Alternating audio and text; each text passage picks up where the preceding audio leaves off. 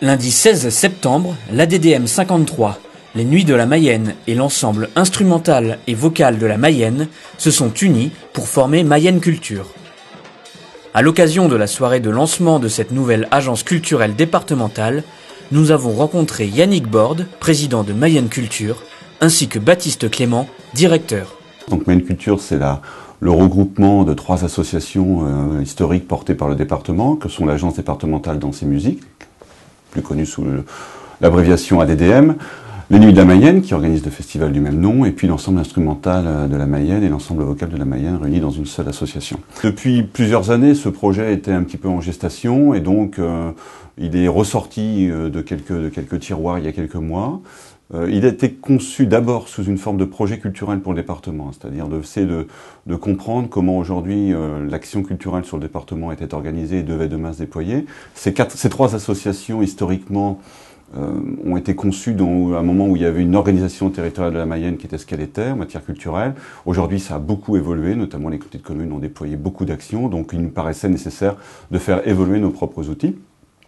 Et donc Mayenne Culture nous regroupera les 3 associations qui gardera un objet social cumulé des 3, c'est-à-dire ex-ADDM, la partie ex-ADDM qui est l'animation du territoire auprès des Comcom et des acteurs du terrain, et puis 2 structures plus événementielles qu'étaient les Nuits de la Mayenne et l'ensemble instrumental qui vont également continuer leur action sur le territoire, peut-être plus recentrées sur des actions au profit du territoire, mais en essayant de développer la culture sur la Mayenne et peut-être aussi mieux l'identifier, qu'elle soit bien connue des gens qui arrivent et qui voient qu'il se passe ici sur un territoire qui, au terme de population, représente la ville de Rennes, eh bien qu'on arrête de nous dire qu'il se passe plus de choses à Rennes, mais qu'en Mayenne, finalement, il s'en passe autant, sinon plus, peut-être un peu plus éparpillé d'un point de vue géographique et territorial. Au niveau des activités d'animation du territoire, d'actions culturelles que portait jusqu'à présent la DDM, les actions perdurent. Ce sont d'abord des actions d'éducation artistique et culturelle en milieu scolaire qu'on avait déjà commencé à réorienter vers le niveau collège, et ce qui est une orientation confirmée avec Mayenne Culture. C'est également un gros programme de formation des professionnels, mais aussi formation des bénévoles du milieu culturel, formation des praticiens amateurs du département de la Mayenne, avec cette particularité que pour la formation professionnelle des enseignants artistiques, donc des professeurs de musique, de danse, de théâtre, d'art visuel des conservatoires, le projet est mené pour le département de la Mayenne, de la Sarthe, de l'Orne et de la Manche, ce qui est un petit peu une particularité propre à Mayenne Culture. Le dernier point pour l'animation du territoire, c'est des projets artistiques particuliers d'envergure départementale, comme on a pu le mener déjà autour de la résidence Babel et les Modimoum en 2011. On a déjà depuis quelque temps un projet autour des chants traditionnels de la Mayenne à valoriser et à réinterpréter. J'espère qu'on va pouvoir avancer sur ce domaine-là prochainement.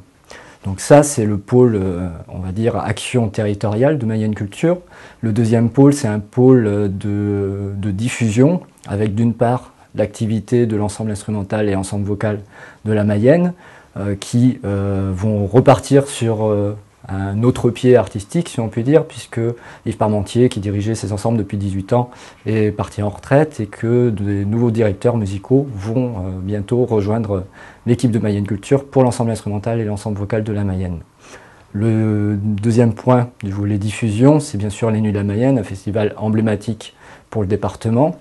un festival de théâtre itinérant qui vise à faire connaître bien sûr les œuvres du théâtre, mais aussi faire connaître le patrimoine départemental, le patrimoine de la Mayenne. Donc 2 pôles et une fonction, on va dire peut-être un peu plus, peut-être moins grand public, qui est une fonction ressources et d'observation.